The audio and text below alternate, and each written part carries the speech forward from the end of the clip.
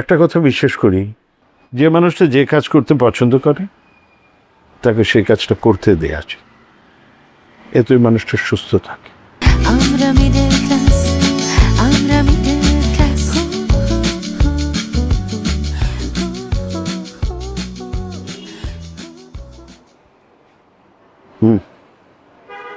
বইয়ের মধ্যে এসব কি খুঁজছো তুমি? একটা ভিডিও লেকচার তৈরি করব, প্রিপারেশন নিচ্ছি। এর যুগ তো, এদিক সেদিক করার কোনো উপায় নেই। তোমার হয়েছেটা কি বলো তো? সারাক্ষণ এই ভিডিও করো, এটা তো কোনো লাভ হচ্ছে? লাভ হচ্ছে, সময়টা ভালো কাটছে। জানো, এই লেকচার ভিডিও তৈরি করার পর থেকে আমি নিজেকে খুব সুস্থ বোধ করছি।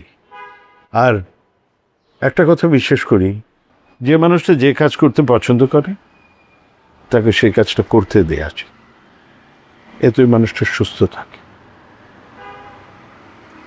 তোমার এই সমস্ত কথা শুনে আমি কিছু বুঝিও না, আমার কোনো লাভ হল। অবশ্যই লাভ আছে। তুমি শুনলে খুব অবাক হবে যে পৃথিবীতে একজন মানুষকে হত্যা করা হয়েছে কি জন্য জানো? অমূলত সংখ্যা আবিষ্কার করার জন্য। তার নামটা জানো কি? না, আমি তার নাম জানি না, আর জানারও আমার এখন কোনো দরকার নেই। আমি আসছি তোমার কাছে একটা সিরিয়াস ব্যাপার নিয়ে আলাপ করতে। সিরিয়াস ব্যাপার হলে পরে আলাপ করো, এর আগে তোমাকে আমি একটা জিনিস দেখাচ্ছি। এই যে দেখো, আমার লেখা পড়ে বিভিন্ন মানুষ কমেন্ট করেছে। কি কি কমেন্ট করেছে দেখো। এগুলো কমেন্ট শুনলে আমার কাজ করতে উৎসাহ বাড়ে। আচ্ছা, এইসব আমি পরে দেখে নিব। শোনো, নয়নদের বাড়ি থেকে নুসরাতকে দেখতে আসো। কে বললো তোমাকে? নুসরাত বলল।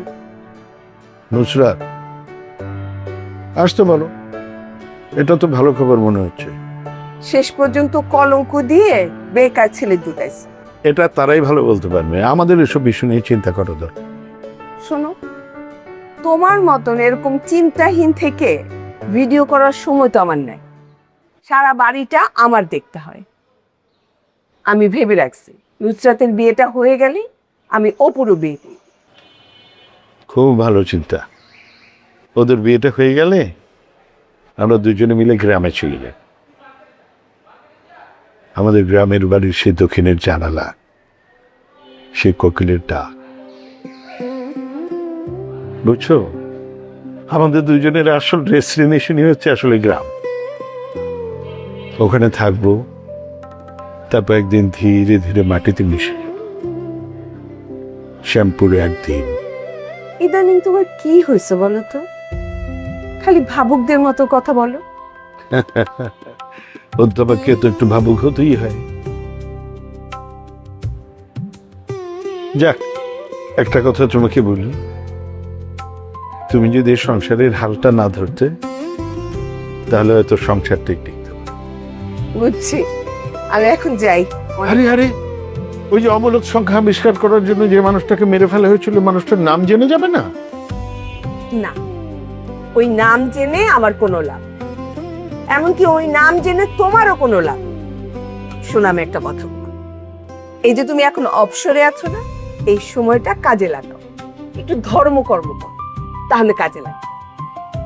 আরে ধর্মই তো করছি, কর্মের অপর নাম কি? ধর্ম না? করো, তুমি তোমার কাজই করো।